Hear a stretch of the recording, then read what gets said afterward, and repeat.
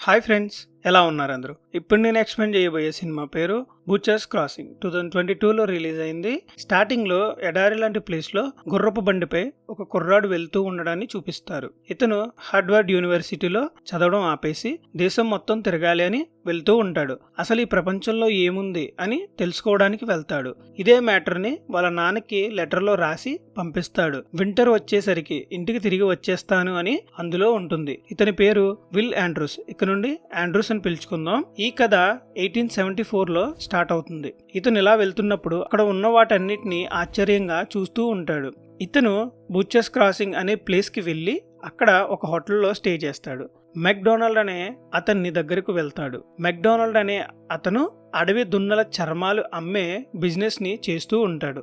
Andrews McDonald తో, మీరు మా నాన్నగారికి తెలిసినవారు, నా వల్ల అయినంత వరకు కొన్ని దేశాలు ట్రావెల్ చెయ్యాలి, వేటాడే వాళ్ళతో నన్ను కూడా పంపించండి అని అడుగుతాడు. నీకేమైనా అయితే అది నా బాధ్యత కాదు, వేటగాళ్లతో నువ్వు వెళితే అది నిన్ను నాశనం చేయగలదు అని మెక్డొనాల్డ్ ఆండ్రూస్ తో అంటాడు. ఆ మాటలు విని ఆండ్రూస్ బయటకు వచ్చి ఒక వైన్ షాప్ లోపలికి వెళ్తాడు. అక్కడ మన హీరో ఉంటాడు. హీరో పేరు మిల్లర్. అక్కడ ఒక ముసలాయన, ఒక అమ్మాయి కూడా కూర్చుని ఉంటుంది. ముసలాయన పేరు చార్లీ, అమ్మాయి పేరు ఫ్రాన్సిన్. వేటాడడానికి వెళ్ళాలి అని ఉందని ఆండ్రూస్ హీరోతో అంటాడు. అది విని అక్కడ ఉన్న వాళ్ళందరూ నవ్వుతారు. ఇక్కడ తిరగడానికి ఎలాంటి ప్లేసులు లేవు, జాగ్రత్తగా నీ ఇంటికి వెళ్ళిపో అని హీరో అన్నప్పుడు, నేను వేటాడడానికి వచ్చాను, నేను మీకు ఖచ్చితంగా సహాయం చేస్తాను, ఈ క్యాంప్ గురించి పూర్తిగా తెలుసుకోవాలి అనుకుంటున్నాను అని ఆండ్రూస్ హీరోతో అంటాడు. సరే అని వాళ్ళతో కూర్చోమని అక్కడ ఉన్న వాళ్ళను హీరో ఆండ్రూస్ కి పరిచయం చేస్తాడు. ఫ్రాన్సీకి ఆండ్రూ మీద ఇష్టం అనేది వస్తుంది. ఫ్రాన్సీని హీరో డ్రింక్స్ తీసుకుని రమ్మని పంపిస్తాడు. మెక్డొనాల్డ్ వాళ్ళతో టైఅప్ అయి వెళ్ళొచ్చు కదా అని హీరో అడుగుతాడు. అతనితో నాకు అసలు సెట్ అవ్వదని ఆండ్రూస్ చెప్తాడు. వాడెప్పుడూ అంతే, మేము కష్టపడి పనిచేస్తే వాడు డబ్బులు సంపాదిస్తాడు, నేను నా కోసం మాత్రమే పనిచేస్తాను అని హీరో చెప్తాడు. మేము 2 రోజులు వేటాడడానికి వెళ్తే చాలు, ఒక్కొక్కరికి 1000 రూపాయలు వస్తాయి. కానీ ఇప్పుడు అడవి దున్నలు వేరే చోట ఉన్నాయి, వేటాడడం ఇప్పుడు చాలా కష్టంగా ఉంది. అయినప్పటికీ ఆ గుంపంతా రెగ్యులర్ గా వెళ్లే చోటు ఒకటి ఉంది అని హీరో చెప్తాడు. అది ఎలాంటి చోటు అని ఆండ్రూస్ అడిగినప్పుడు, మేము నిన్ను నమ్మొచ్చా అని ఆండ్రూస్ ని హీరో అడుగుతాడు. ఎస్, మీరు నన్ను నమ్మొచ్చు అంటాడు. 1864 సంవత్సరం చివర్లో కొలరాడో టెరిటరీలో కొన్ని ట్రాప్స్ ని పెట్టాను. నా మనుషులను తీసుకుని ఎలుగుబంటిని వేటాడడానికి వెళ్ళాము. ఆ కొండల పైకి కిందకి వెళ్లే ఒక దారిని మేమందరం చూసాము. అక్కడ మనుషులు ఎవరూ రాని చోటుగా మాకు తెలిసింది. అక్కడ అడవి దున్నలు ఉన్నాయి, ఒక పెద్ద సమూహంగా ఉన్నాయి. ఆ అడవి దున్నల యొక్క చర్మం, వెంట్రుకలు చాలా మందంగా ఉన్నాయి. 10,000 దున్నల కంటే ఎక్కువగానే ఉన్నాయి. అదే పిశాచాల దేశం. అక్కడే చార్లీకి ఒక చెయ్యి పోయింది. అప్పటి నుండి చార్లీకి కొండలెక్కడం అంటే ఇష్టం ఉండదు అని హీరో ఆండ్రూస్ తో చెప్తాడు. అక్కడ నిప్పు, మంచు మాత్రమే ఉంటాయి, మనుషులు అక్కడ జీవించలేరు అని చార్లీ అంటాడు ఆండ్రూస్ తో. ఆ తర్వాత మీరందరూ అక్కడికి వెళ్ళలేదా అని ఆండ్రూ హీరోని అడుగుతాడు. ఎందుకంటే నాకు తగిన టీం ఇప్పటి వరకు దొరకలేదు అని హీరో చెప్తాడు. సరే, ఈ సంవత్సరం మన ఇద్దరం కలుద్దామా అని ఆండ్రూ హీరోని అడుగుతాడు. కలుద్దాం, కానీ దానికి $5,000 నుంచి $6,000 నాకు కావాలి అంటాడు. కానీ నా దగ్గర అంతా ఉంది అని ఆండ్రూస్ అన్నప్పుడు, మెక్డొనాల్డ్ వాళ్ళు వెళ్ళి చిన్న చిన్న లోడ్ ని తీసుకుని రావచ్చు, కానీ ఇప్పటిదాకా ఎవరూ చూడని పెద్ద లోడ్ గా ఉండాలి అని అలా చెప్పి ఆండ్రూస్ ని ఒప్పిస్తాడు హీరో. ఆ రోజు నైట్ ఒక చిన్న పార్టీ జరుగుతూ ఉన్నప్పుడు ఆండ్రూస్ దగ్గరకు ఫ్రాన్సీ వచ్చి అతనిని అక్కడ నుండి ఒక రూమ్ లోకి తీసుకుని వెళ్తుంది. ఫ్రాన్సీ మనసు విప్పి మాట్లాడాలి అనుకుంటుంది, కానీ ఆండ్రూ నా వల్ల కాదు అని అక్కడి నుండి వెళ్ళిపోతాడు. నెక్స్ట్ డే మార్నింగ్ హీరో ఇంకొక వ్యక్తిని ఆండ్రూకి పరిచయం చేస్తాడు. ఇతని పేరు ఫ్రెడ్. తోలు తీయడంలో ఇతను ఎక్స్పర్ట్.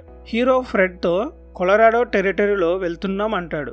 2-3 నెలలు అక్కడే వేటాడి ఏమీ దొరకకపోతే ఏం చెయ్యాలి అని హీరోని ఫ్రెడ్ అడుగుతాడు. నేను చెప్పేది చాలా పెద్దది, నిజంగా మనకు చాలా డబ్బులు వస్తుందని హీరో చెప్తాడు. ఫ్రెడ్ హీరోతో ఒక ఒప్పందాన్ని కుదుర్చుకుంటాడు. వేటలో ఎటువంటి షేర్స్ వద్దు, కానీ నెలకు $60 చొప్పున వీళ్ళు బయలుదేరే రోజు నుండి తిరిగి వచ్చే వరకు అంటాడు. వీళ్ళు కూడా ఒప్పుకుంటారు. ఆ తర్వాత హీరో, ఆండ్రూ, చార్లీ, ఫ్రెడ్ వీళ్ళు నలుగురు వాళ్ళ ప్రయాణాన్ని స్టార్ట్ చేస్తారు. అలా కొంత దూరం వెళ్ళిన తర్వాత ఒక చోట వీళ్ళు క్యాంప్ వేసుకుని ఉంటారు. కాకపోతే ఆండ్రూకి ఇవన్నీ కొత్త కావడం వల్ల స్కిన్ ఎలర్జీ వస్తుంది. ఆ రోజు నైట్ వాళ్ళు అక్కడే నిద్రపోయి తెల్లవారిన తర్వాత అక్కడ నుండి బయలుదేరుతారు. కాకపోతే హీరో వాళ్ళు వెళ్తున్న దారిని కాకుండా వేరే దారిలో, అంటే కొండ కింద చెక్ పోస్ట్ ఉండే దారిలో వెళ్తున్నాము అని హీరో వాళ్ళతో చెప్తాడు. వీళ్ళు వెళ్తారు. చెక్ పోస్ట్ అంటే వేరే లెవెల్లో ఉంటుందేమో అనుకుంటున్నారు కదా, మీరే చూడండి. ఆ ఖాళీ ప్లేస్ లో ఒక పాడుబడిన చెక్కతో చిన్న ఇల్లు ఉంటుంది అంతే. ఆ డోర్ ని ఓపెన్ చేస్తే అక్కడ ఒక అతన్ని అతి క్రూరంగా చంపేస్తారు. వీళ్ళు ఉన్న ప్లేస్ కి ఒక లేడీ తన పిల్లలతో గుర్రపు బండిలో వస్తుంది. ఆ లేడీ హీరోతో మేము దారి తప్పిపోయాము అంటుంది. దాహంగా ఉంది, నీళ్ళు ఇవ్వండి అంటుంది. వాళ్లకు ఆండ్రూ సహాయం చెయ్యాలి అనుకుంటాడు. కానీ హీరో ఆండ్రూని ఆపి హీరో ఆ లేడీతో మేము తెలియని వాళ్ళకి సహాయం చేయమని చెప్పి ఆ లేడీని అక్కడి నుండి పంపించేస్తాడు. ఇంకొక విషయం ఏంటంటే వీళ్ళు అలా వెళ్తున్నప్పుడు వీళ్ళు దారి తప్పారు. ఆ విషయం గురించే ఇద్దరు మాట్లాడుకుంటూ ఉంటారు. ఫ్రెడ్ ఆండ్రూని ఎటు వెళ్ళాలి అని అడిగినప్పుడు హీరో మాటే విందామని ఆండ్రూ చెప్తాడు. ఇప్పుడు వీళ్ళు నీళ్ల కోసం వెతకడం స్టార్ట్ చేస్తారు. ఎందుకంటే వీళ్ళు ఉన్నది ఎడారి లాంటి ప్రదేశం కాబట్టి.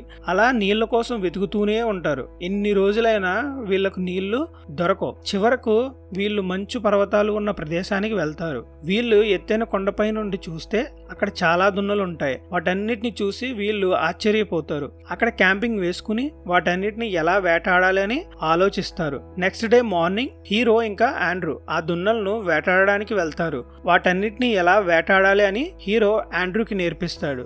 హీరో వాటిని వేటాడడం స్టార్ట్ చేస్తాడు. ఇంతలో ఆండ్రూని క్యాంపుకి వెళ్ళి రైఫిల్స్ ని వాటర్ ని తీసుకుని రమ్మంటాడు. ఆండ్రూ కూడా తీసుకుని వస్తాడు. హీరో దున్నలను షూట్ చేస్తూ ఉంటే ఆండ్రూ షార్ట్ గన్ ని క్లీన్ చేస్తూ ఉంటాడు. ఆ దున్నల జట్లన్నిటిని హీరో షూట్ చేస్తాడు. ఆండ్రూ ఇంకా ఫ్రెడ్ ఇద్దరు ఆ దున్నల యొక్క చర్మాన్ని కోసి సెపరేట్ చేసి ఎండబెడతారు. కొంత మాంసాన్ని వీళ్ళు తింటారు. ఇలా వీళ్ళు కొన్ని నెలల పాటు ఆ దున్నలను వేటాడి చంపేస్తారు. చుట్టూ ఎటు చూసినా వాటి కలేబరాలే ఉంటాయి. కొన్ని లక్షల దున్నలను వీళ్ళు వేటాడుతారు. ఈ దున్నలు మాంసం తినడం వల్ల ఆండ్రూకి ఆరోగ్యం పాడైపోతూ ఉంటుంది. ఫ్రెడ్ కి కూడా వాటిని తినడం వల్ల విసుగు వచ్చి హీరోతో ఈ ఫుడ్ ని నేను తినలేకపోతున్నాను, రాత్రి చాలా చలిగా ఉంటుంది, ఇక్కడ నుండి మనం వెళ్ళిపోదాం అని ఇంకొక మాట అంటాడు. ఏంటంటే చర్మాలని మనం ఎలా తీసుకుని వెళ్ళగలం అని ఫ్రెడ్ హీరోని అడుగుతాడు. అందుకు హీరో ఎంతైతే అంత లోడ్ చేసి మిగతావి తర్వాత లోడ్ చేద్దాం అని చెప్తాడు. అంటే ఇక్కడ ఉండే అన్ని మందల్ని చంపకుండా రావా నువ్వు అని ఫ్రెడ్ హీరోని అంటాడు. ఆండ్రూ కూడా ఫ్రెడ్ చెప్పింది నిజమే కదా, మనకు కావాల్సిన వాటి కంటే ఎక్కువగానే తీసుకున్నాం, ఇంకెంత కావాలి, ఇక్కడ నుండి వెళ్ళిపోదాం అంటాడు. కానీ హీరో ఒప్పుకోడు. మళ్ళీ వేటాడడం మొదలు పెడతాడు. ఆండ్రూ ఇంకా ఫ్రెడ్ వాటి చర్మాన్ని తీసి ఎండబెడతారు. రోజు వీళ్ళు చేసే పని ఇదే. హీరో మళ్ళీ వాటిని వేటాడడానికి వెళ్ళినప్పుడు ఆండ్రూ హీరోతో వాటికి కూడా కోపం రావడం నువ్వు ఎప్పుడైనా చూసావా అని ఆ అడవి దున్నలు ఉన్న వైపుకి కాకుండా కిందకు షూట్ చేస్తాడు ఆండ్రూ. ఆ సౌండ్ కి అక్కడ ఉన్న దున్నలు పారిపోతాయి. అంటే ఇప్పుడు ఆండ్రూకి వాటిని వేటాడడం ఇష్టం లేదు. హీరో ఆండ్రూతో నీ జీవితం కంటే వాటి ప్రాణాలే ముఖ్యమా అంటాడు. ఆండ్రూ ఏం మాట్లాడాడు. ఇప్పుడు మంచు కూడా పడే సమయం వచ్చేసింది. అక్కడ నుండి ఆ మంచులో ముందుకు వెళ్ళలేక అక్కడే ఆ అడవిలో ఆ దున్నల యొక్క చర్మాన్ని కప్పుకుని ఉంటారు. కొంత సమయం తర్వాత మంచు కురవడం ఆగుతుంది. ఆ రోజు వాళ్ళు అక్కడే స్టే చేస్తారు. ఆ చలిలో మంట వేసుకుని కూర్చుని ఉన్నప్పుడు హీరో వాళ్ళతో ఇక్కడంతా మంచు ఎక్కువగా ఉంది, ఆ దున్నలు ఎక్కడ ఉన్నాయో చూడడానికి వెళ్ళాను, కానీ మంచు వల్ల 1/2 కిలోమీటర్ కూడా వెళ్ళలేకపోయానని హీరో వాళ్ళతో చెప్తాడు. అందుకు ఫ్రెడ్ నేను ముందే చెప్పాను కదా మనం ఇక్కడి నుండి వెళ్ళిపోవాలని, ఇప్పుడు చూడు మమ్మల్ని ఏ పరిస్థితిలో పెట్టావో అంటాడు. మనం ఇంకా ఎన్నాళ్ళు ఉండాలని ఆండ్రూ హీరోని అడుగుతాడు. అందుకు హీరో మంచంతా కరిగే వరకు, సమ్మర్ వచ్చే వరకు ఉండాలి, అది 6 months నుండి 8 months వరకు ఉంటుంది, ఇప్పుడు మనం సేఫ్ గా ఉండే ప్లేస్ ని చూసుకోవాలి అంటాడు. బయటకు వెళ్ళడానికి ఇది ఒకటే మార్గమా అని ఆండ్రూ అడుగుతాడు. ఇంకో మార్గం ఉంది, కొండలపైకి వెళ్ళాలి, కానీ వింటర్ లో కొండపైకి వెళ్ళడం కష్టం అని హీరో అంటాడు. అట్లీస్ట్ మనం ట్రై చేద్దాం అని ఆండ్రూ అంటాడు. ఇంతలోనే ఫ్రెడ్ వాళ్ళతో ముందు నాకు ఇస్తానన్న డబ్బును నాకు ఇచ్చేయండి అని ఆండ్రూ బెల్ట్ వెనకాల దాచుకున్న డబ్బుల్ని ఇమ్మంటాడు. ఆండ్రూ ఫ్రెడ్ కి ఇవ్వాల్సిన డబ్బుని ఇచ్చేస్తాడు. ఆ రోజు నైట్ వాళ్లకు తినడానికి మాంసం కూడా లేదు. వాళ్ళ దగ్గర ఉన్న బీన్స్ ని వండుకుని తింటారు. ఆ టైంలో ఫ్రెడ్ ఒక కథ చెప్తాను అని తన దగ్గర ఉన్న బుక్ ని తీసి చదువుతాడు. ఇంతకీ ఆ బుక్ చార్లీది. చార్లీ దగ్గర ఇతను దొంగలించాడు. వెంటనే చార్లీ లేచి అది నా బుక్ తిరిగి ఇచ్చే అంటాడు. అందుకు ఫ్రెడ్ ఇలాంటివి నువ్వు చదువుతున్నావని ఆ బుక్ ని మంటల్లో వేసేస్తాడు. వెంటనే చార్లీ ఆ బుక్ ని మంటల్లో నుండి తీసుకుంటాడు.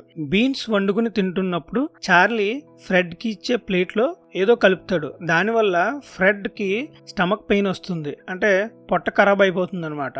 నెక్స్ట్ సీన్ లో ఆండ్రూ మంచులో నడుచుకుంటూ వెళ్తున్నప్పుడు ఎదురుగా దున్నలు ఉన్నట్టు కనిపించి మాయమైపోతుంది. ఒక ఇల్యూషనేషన్ అనేది తనకు వస్తుందన్నమాట. అలా వెళ్తున్నప్పుడు ఆండ్రూ ఫ్రెడ్ ని చూస్తాడు. నువ్వు బాగానే ఉన్నావా అని ఆండ్రూ ఫ్రెడ్ ని అడుగుతాడు. నాకేదో తప్పుగా అనిపిస్తుంది, నా స్టమక్ ఏదో ప్రాబ్లం గా ఉంది, నువ్వు ఇక్కడే చస్తావా? హీరో ఒక పిచ్చివాడు, వాడు ఇక్కడి నుండి రాడు, ఆ దున్నల కోసం నేను చావలేను, నువ్వు నేను ఇక్కడి నుండి వెళ్ళిపోదాం అని ఫ్రెడ్ ఆండ్రూతో అంటాడు. ఇంతలోనే అక్కడకు హీరో ఒక జంతువుని తీసుకుని వచ్చి ఆండ్రూని క్లీన్ చేయమంటాడు. నెక్స్ట్ డే మార్నింగ్ ఫ్రెడ్ హీరోని మనం ఇక్కడి నుండి వెళ్ళిపోదాం, ఒకవైపు మంచు తక్కువగానే ఉంది అంటాడు. ఈ చలిలో మనం వెళ్ళలేము, ఇంకా కొన్ని రోజులు వెయిట్ చేయాలి అంటాడు హీరో. ఇన్ని రోజులు మనం వెయిట్ చేస్తూనే ఉన్నాం, నువ్వు మారవు అని ఫ్రెడ్ అంటాడు. హీరో ఇంకా ఆండ్రూ మంటకు కావలసిన కర్రలను తీసుకుని రావడానికి వెళ్తారు. చార్లీ ఏదో వెతుకుతూ ఉంటాడు. అక్కడకు ఫ్రెడ్ వచ్చి నాకు ఒక అనుమానంగా ఉంది, మనమందరం ఒకే భోజనం తింటున్నాం కదా, నాకు మాత్రమే ఎందుకని పడడం లేదు అని ఆ బాక్స్ ని చూపిస్తాడు. ఆ టైంలో ఒక సాల్ట్ డబ్బాలా తీసి ఆ ప్లేట్లో వేశాడు కదా, ఆ బాక్స్ ని చూపిస్తాడు. నువ్వేం మాట్లాడుతున్నావు, నాకు అర్థం కావట్లేదు, ఇది తోడేలు కోసం ఉంచాను అని చార్లీ అంటాడు. ఫ్రెడ్ చార్లీని దారుణంగా కొట్టి అక్కడే చంపేస్తాడు. ఫ్రెడ్ అక్కడ ఉన్న వస్తువులను తీసుకుంటూ ఉన్నప్పుడు అక్కడకు హీరో వచ్చి ఎక్కడికి వెళ్తున్నావు ఫ్రెడ్ అంటాడు. ఇంతలోనే అక్కడ ఉన్న చార్లీని హీరో చూస్తాడు. చార్లీ నన్ను చంపాలి అనుకుంటున్నాడు అని ఫ్రెడ్ వాళ్ళతో చెప్తాడు. హీరో వెంటనే గన్నతీసి నువ్వు పిచ్చోడివి నాకు తెలుసు అంటాడు. వాడు నన్ను చంపాలి అని చూస్తున్నాడు, నేను ఇక్కడి నుండి వెళ్ళాలి అని ఫ్రెడ్ అంటాడు. కానీ నీ అవసరం నాకు ఉంది అని హీరో అతనితో చెప్తాడు. చార్లీకి చేయవలసిన కార్యక్రమాలు హీరో చేస్తాడు. ఇప్పుడు వింటర్ అయిపోయింది, మంచంతా కరిగిపోయింది. అక్కడి నుండి వీళ్ళు ముగ్గురు బయలుదేరుతారు. ఆ తోలులన్నిటిని ఒక బండి మీద ఎక్కించుకుని కొండ కిందకు వెళ్తారు. కొండ చివరిలో ఆ బండి ఇరుక్కుని ఫ్రెడ్ తో సహా ఆ లోయలోనికి పడిపోతాడు. హీరో ఇన్నర్ వాయిస్ ఏంటంటే పోతే పోయాడులే, దరిద్రం వదిలిపోయింది అనుకుంటున్నాడు. ఇంకేం చేస్తారు, అక్కడి నుండి ఒట్టి చేతులతో వాళ్ళు ఉన్న గ్రామానికి వస్తారు. కానీ ఆ ప్లేస్ అంతా ఖాళీగా ఉంటుంది. మెక్డొనాల్డ్స్ ఉన్న ప్లేస్కి వెళ్తారు. మెక్డొనాల్డ్స్ వాళ్ళతో మీరు ఇంకా బతికే ఉన్నారా అని అడుగుతాడు. ఒక పెద్ద వేటను చేశాను, ఇది జరుగుతుందని నీకు ముందే చెప్పాను అని హీరో అంటాడు. దానికి మెక్డొనాల్డ్ నవ్వుతూ నువ్వు ఇక్కడ ఉన్న ప్లేస్ ని చూడలేదా, తోలు బిజినెస్ మొత్తం అయిపోయింది, నువ్వు రావాల్సిన టైంకి వచ్చి ఉంటే నీ డబ్బు నీకు వచ్చేది, ఎవరికి వాళ్ళు దున్నలను పెంచుకుంటున్నారు, అందుకే నా దగ్గర ఎవరు తోలు కొనడం లేదు అంటాడు. నా దగ్గర 3000 తోళ్ళు ఉన్నాయ్యా, కష్టపడి వేటాడాను అని హీరో అంటాడు. నీకెంత చెప్పినా అర్థం కాలేదా అని మెక్డొనాల్డ్ అన్నప్పుడు హీరో దగ్గర ఉన్న కత్తిని తీసి మెక్డొనాల్డ్ దగ్గరకు వెళ్తాడు. ఆండ్రూ హీరోని ఆపుతాడు. మెక్డొనాల్డ్ ఆండ్రూతో నిజంగా అంత వేటాడావా, నువ్వు వెళ్ళిన దానికి వర్తేనా అంటాడు. అవును, నేను దేనికి వెళ్ళానో అది నాకు దొరికిందని ఆండ్రూ చెప్తాడు.